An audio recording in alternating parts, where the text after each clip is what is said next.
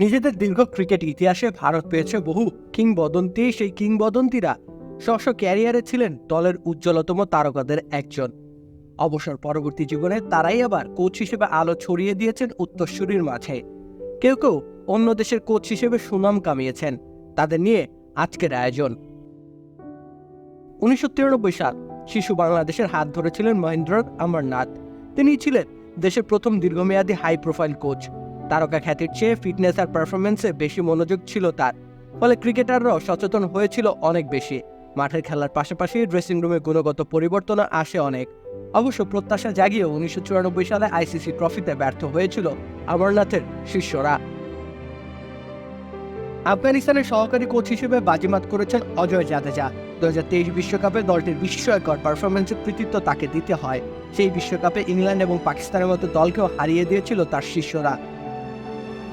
খামেরা তো দাগ হয় কিভাবে? এই যে ভাবি, দাগও যাবে রাগও যাবে। নিন চাকা সুপার হোয়াইট। 3 সালে বিশ্ববাসীকে চমকে দিয়ে বিশ্বকাপের সেমিফাইনালে জায়গা করে নিয়েছিল কেনিয়া। দলটার এমন অভূতপূর্ব সাফল্যের নেপথ্যে ছিলেন সন্দীপ পাতিল।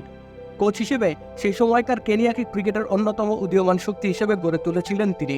তার কোচিং প্রতিভা অবশ্য আগেই বোঝা গিয়েছিল। 1996 সালে স্বল্প মেয়াদে ভারতের কোচ হয়েছিলেন যখন। 2016 সালে আফগানিস্তানের দায়িত্ব নেওয়ার মধ্য দিয়ে আন্তর্জাতিক কোচিং ক্যারিয়ার শুরু হয় লালচাঁদ রাজপুতের। তার অধীনেই ওয়েস্ট ইন্ডিজের বিপক্ষে ঐতিহাসিক জয় পেয়েছিল আফগানরা।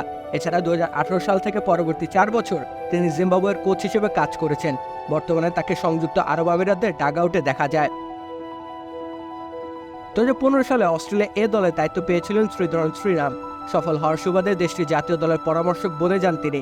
এরপর টি-20 বিশ্বকাপ উপলক্ষে বাংলাদেশ ক্রিকেট বোর্ডও তাকে নিয়োগ করেছিল। রবিন সিং কাজ করেছেন হংকং আমেরিকা জাতীয় দলের সঙ্গে। বর্তমানে আরব আমিরাতের ক্রিকেট ডিরেক্টর তিনি। এছাড়া মুম্বাই ইন্ডিয়ান্স এবং বারবাডোসের কোচ হিসেবে দেখা গিয়েছিল তাকে। রাকিব হোসেন রুম্মান, খেলা 71।